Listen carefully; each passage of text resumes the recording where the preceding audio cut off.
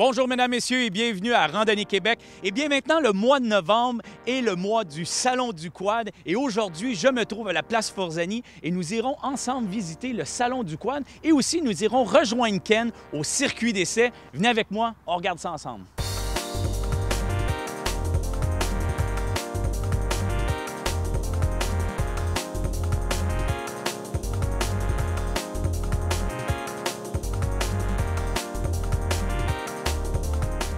Danny, 16e édition du Salon du Quad.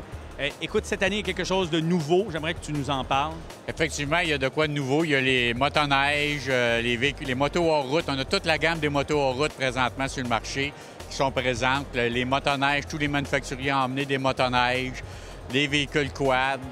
Donc vraiment, on a de tout pour tout le monde. Okay. Explique-moi le pourquoi que vous avez décidé de faire ça comme ça. Pourquoi qu'on a décidé d'emmener les motoneiges et les motos hors route?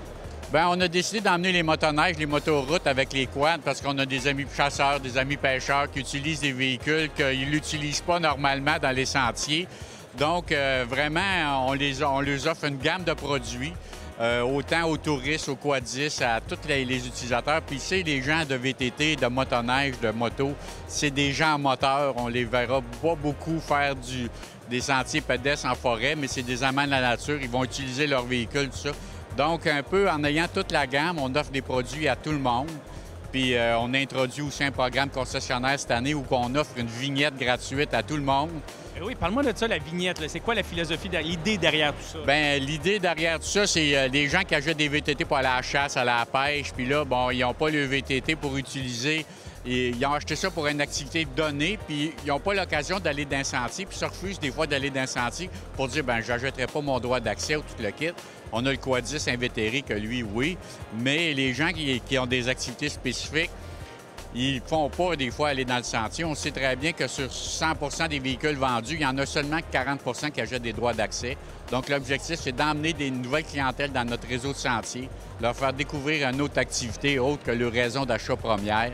Et aussi, de l'année prochaine, via les clubs, de tenter de les conserver dans notre réseau parce qu'ils vont avoir apprécié la qualité de l'activité.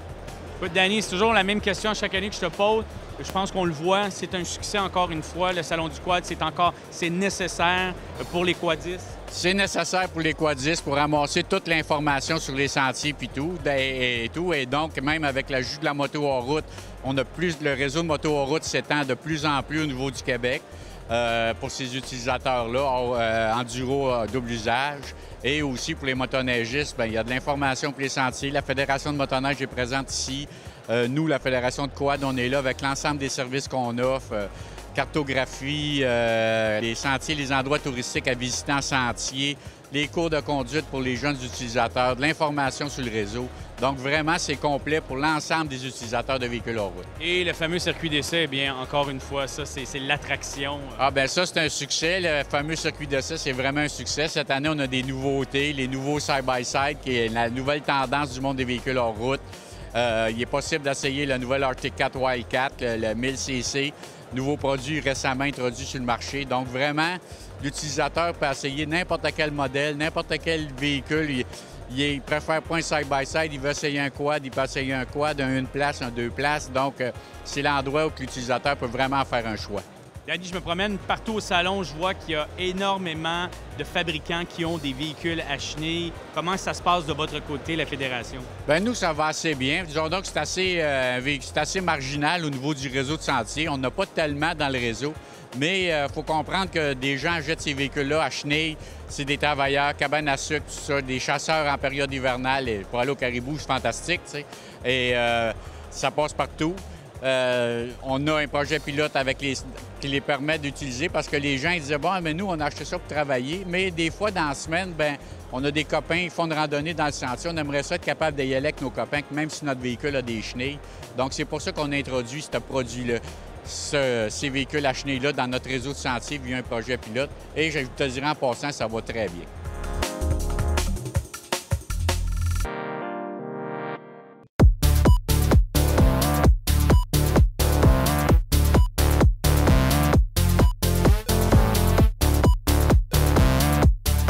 On se trouve chez Yamaha avec Martin Tejeda. Bonjour Martin, ça va bien? Bonjour, oui, toi-même. Ben oui, écoute Martin, qu'est-ce qu'il y a de nouveau? Comment ça s'est passé l'année 2011 plutôt chez Yamaha pour les quads? Écoute, on a une saison qui est vraiment tripante. La gamme a été augmentée cette année. On a un nouveau modèle, un 300cc, parce que, tu sais, souvent on est porté à penser qu'il y a juste les grosses cylindriques qui sont importantes, qui sont le fun, mais c'est pas tout le monde qui veut une bombe, il veut une grosse machine. Fait qu'on a ce nouveau produit-là qui est là.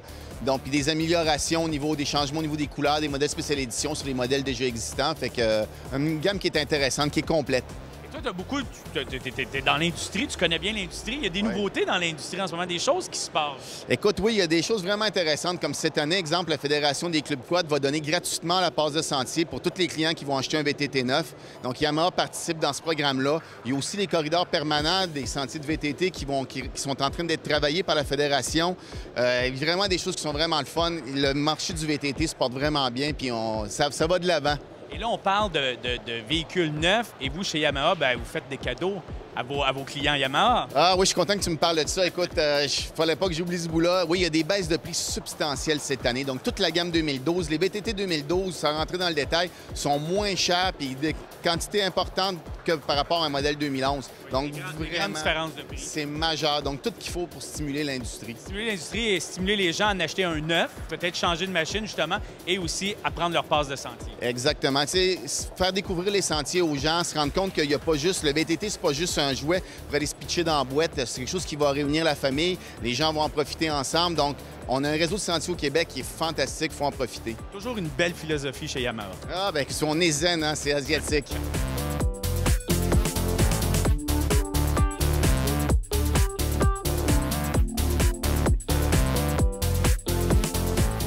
Chaque année, on retrouve une panoplie d'établissements touristiques qui viennent présenter leurs produits et services au Salon du Quad, tout comme mon ami Martin du Rabasca.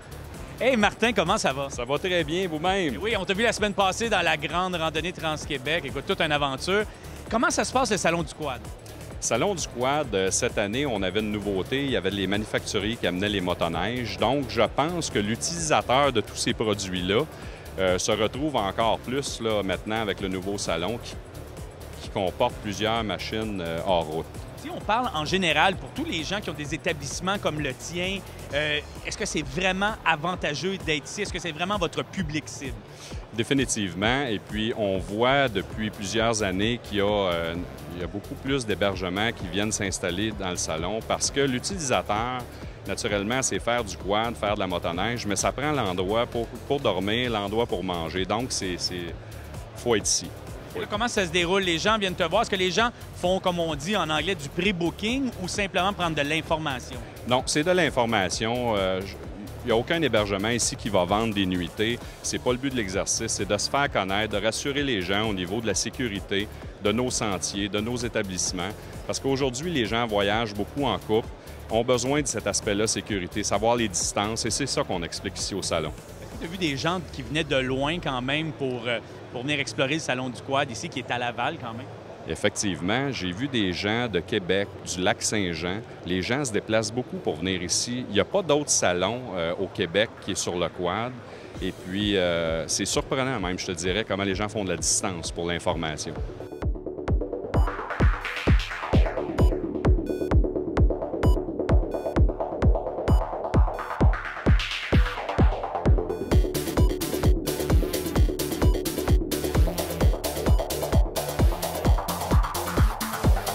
Luc Morin, bonjour. Bonjour. Luc, nouvelle invention comme toujours chez Choco. Et là, c'est le Nortex. Explique-moi ça. C'est qu'il y a beaucoup de monde qui sont super actifs et puis ça leur prend des vêtements très performants parce qu'ils font du hors-piste, de la trail, mais bien actif. Alors, on a sorti après 5 ans un nouveau tissu qui s'appelle le Nortex. Le Nortex, qu'est-ce qu'il y a de qualité? C'est que les pores s'ouvrent à 40 d'humidité. Le comfort zone, qu'ils disent en anglais, c'est de 40 à 52 d'humidité. Alors, le mien s'ouvre beaucoup avant que tu sentes la transpiration, l'humidité qui est qui donne le... Et cette problématique, c'est là qu'on tombe, qu'on se met à boire froid. C'est ça. Et ça, même là, au printemps, à l'automne, des fois, entre deux saisons, rapidement, on se met à boire chaud, on ne sait plus si on a le bon manteau. C'est un tissu extraordinaire. Regarde, c'est pas compliqué. Ça, c'est une autre marque. Je ne montrerai pas le nom, là. Mais tu vois-tu la membrane, elle monte, puis elle descend, mais il n'y a rien qui arrive. Ça, cette marque-là, on sait qu'ils disent que ça respire. Oui. Et là, on voit que ça respire presque pas. En tout cas, on ne dira pas pantoute. Ça respire après que l'humidité est très forte dans le corps. Alors, c'est la mienne, moi, la différence, c'est que, regarde...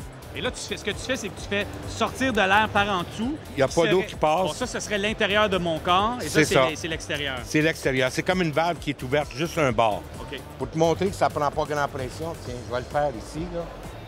Ça, c'est vraiment le petit test. Donc, on voit l'air qui sort. Il n'y a aucune eau qui descend. Et dans l'autre sens? Dans l'autre sens, on va le faire maintenant.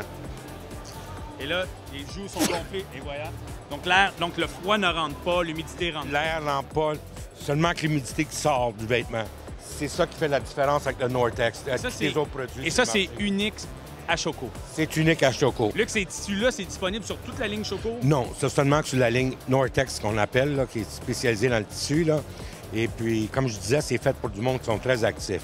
Maintenant, tu peux l'avoir non doublé et doublé. Doublé, ça vient avec une doubleuse spéciale qui est faite à base de blé d'Inde. Ah oui! C'était inventé par Dupont. C'est une doublure qui reste super respirante, qui est plus chaude que du Thinsulate, mais qui prend pas beaucoup de place. Écoute, Luc, ça fait 20 ans que je te connais, ça fait 20 ans que tu m'impressionnes avec tes nouveautés. Lâchez pas. On lâche pas, nous autres. On s'amuse là-dedans.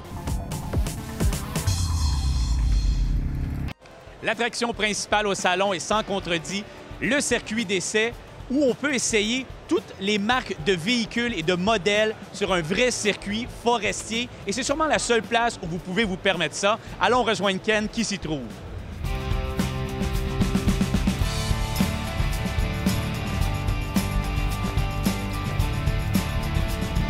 Yves, c'est toi qui es le grand Manitou derrière toute l'organisation du circuit d'essai. Premièrement, ça fait combien de temps que tu travailles ici sur le circuit?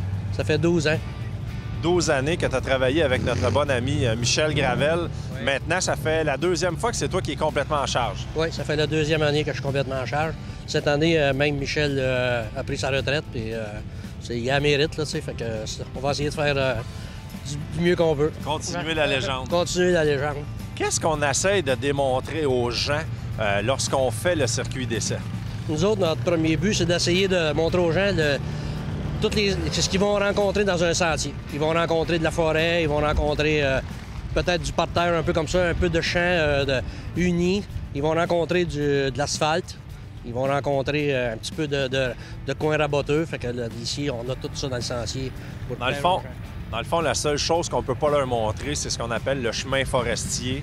Mais pour tout ce qui est de vraiment essayer les quads à basse vitesse, on est comblé. Oui, ici, on est comblé. Puis les gens nous le disent aussi qu'ils reviennent de dire le sentier est merveilleux pour essayer la suspension, essayer le comportement des machines en détour, en suspension. Puis, ils sont bien contents. Ils peuvent l'essayer aussi un peu en performance, pas trop non plus, parce qu'on est assez sévère là-dessus, là, mais quand même, ils peuvent l'essayer un petit peu. Tu as combien de véhicules dans ta flotte d'essai? On a 30 machines cette année. 30 véhicules. Et qu'est-ce qui est de plus en plus populaire à l'essai? De plus en plus populaire, c'est le côte-à-côte, des véhicules côte-à-côte, en grosse cylindrée. Oui, c'est sûr que lorsqu'on va dans un véhicule comme ça, on veut quand même avoir une performance. C'est ça, le monde recherche la performance, puis c'est un véhicule qui est plus lourd, donc il recherche la grosse cylindrée. Est-ce que les gens vont vraiment comparer minutieusement entre certaines gammes ou certains modèles?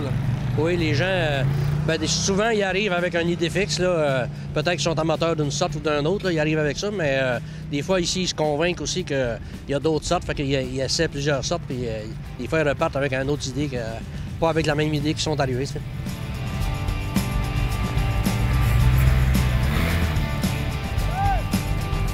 Richard, tu viens de quel coin? Asbestos. Et toi, est-ce que tu trouves ça loin, venir ici à Laval pour le salon? Oui, j'aimerais ça chaque année qu'on pourrait changer de place. Une année à Trois-Rivières, l'autre année à Québec. Tout le monde aimerait ça, je pense. Ou revenir à Saint-Hyacinthe.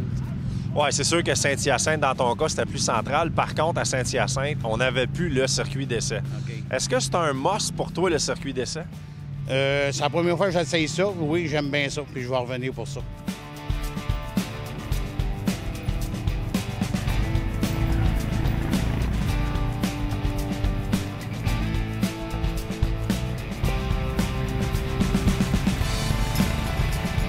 Les gars, est-ce que le circuit d'essai, vous trouvez ça que c'est important pour au salon? Ben oui, bien sûr, parce que c'est là qu'on voit la machine. On a beau s'asseoir dessus au chaud en dedans, mais la réalité, c'est qu'on va être dehors, puis il faut l'essayer. Ici, il y a du gazon, il y a de l'asphalte, il y a du bois, il y a tout, la réalité qu'on va avoir.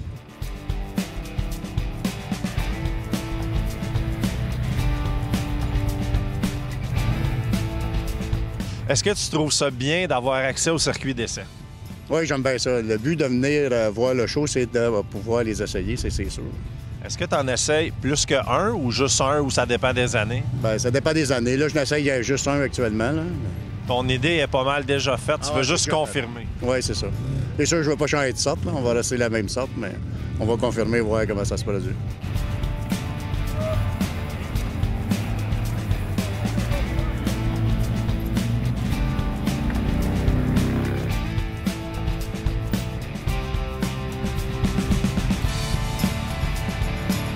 Dans le fond, c'est un peu à ça que ça sert, le circuit d'essai, c'est de convaincre la personne qui a la bonne idée ou la mauvaise. Oui, c'est ça. Les gens, c'est une belle place pour vendre une machine, tu sais, vendre l'idée de la machine. Puis c'est pour ça que nous autres, on est là, puis les faire essayer. Puis les gens sont contents de ça, tu sais, parce qu'il n'y a pas beaucoup de places dans le Québec qui peuvent essayer des VTT comme ici. Là, tu sais, c'est pas mal. En circuit fermé, dans des conditions qu'on retrouve vraiment.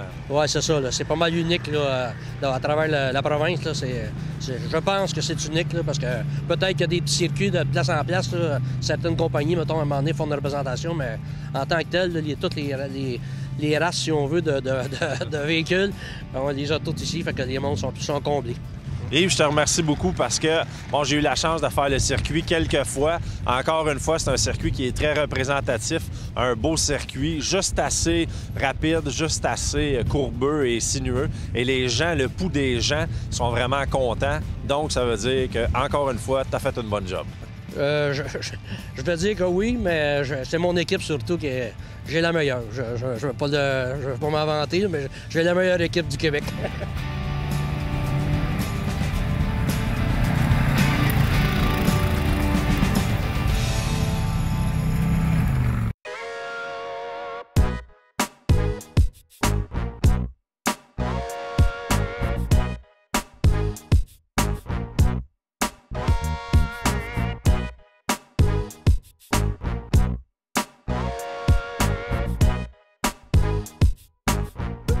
En compagnie de Daniel Trudeau avec une invention totalement géniale. Daniel Trudeau, président fondateur de la compagnie, écoute, ça m'échappe encore. TM Import-Export. TM Import-Export. Ouais. Daniel, explique-moi d'où est venue l'idée de cet engin-là derrière nous. Eh bien, c'est des amateurs de 4 roues qui nous ont fait part du besoin et ça nous a pris 1 an de recherche et développement pour arriver à la remorque Camper Explorer Trailer. Et qu'est-ce que c'est exactement? C'est avant tout une remorque qui a été développée pour le marché du VTT pour aller camper en milieu sauvage. Donc, on a ici une tente qui est attachée à une remorque utilitaire. Donc, la tente, elle, si on veut, on peut l'enlever et juste utiliser la remorque utilitaire. Parfait. Est-ce que c'est très, très lourd? Je veux dire, moi, là, je fais beaucoup de kilométrage dans une année. Il y a toutes sortes de sentiers dans lesquels que je rencontre durant mes randonnées. Est-ce que c'est un passe-partout? Présentement, le développement a vraiment été concentré sur le poids. Donc, c'est pour ça qu'on est arrivé avec une remorque 100% en aluminium. C'est vraiment la matière la plus solide et la plus légère pour aller hors route. Si on parle de 570 livres au total, avec la tente. Et là, on parle de, une occupation de combien? 2 personnes, 3 personnes? Oui, 2 personnes. Qu'est-ce qui est important de rajouter aussi, c'est que la remorque a été conçue pour le VTT, mais ensuite a été ajustée pour aller sur la route. Donc, dépendant du jeu de roue que vous voulez mettre dessus, elle peut être aussi bonne pour votre voiture ou un Spider. Bien, écoute, je trouve ça vraiment génial. C'est un produit d'ici. Oui, absolument. Vous avez l'air très jeune, donc c'est une compagnie jeune. Félicitations. Puis, moi, j'ai bien hâte d'essayer ça.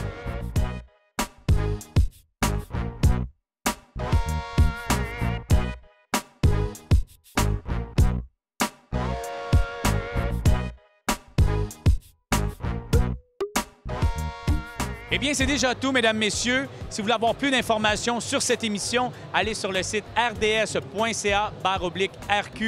Bonne semaine, à la semaine prochaine.